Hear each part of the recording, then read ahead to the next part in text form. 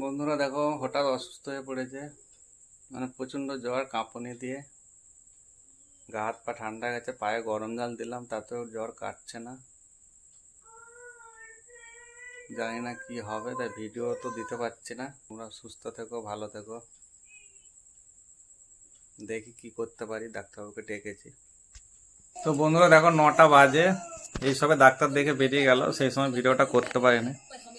আর দেখে যে ওষুধপাতি দিয়ে গেল, দেখো। আর যে রুগী বসে আছে, খুবই অসুস্থ, মানে প্রচুর পরিমাণে অসুস্থ বলে বাধ্য হয়ে মানে আজকেই ডাক্তার, নাহলে হয়তো কালকে নিয়ে যেতাম, কিন্তু সেই সময়টা হয়নি। মানে প্রচুর অসুবিধা, কষ্ট হচ্ছিল। একটা ইঞ্জেকশনও পুশ করেছে, মানে সিরিঞ্জে ভর্তি।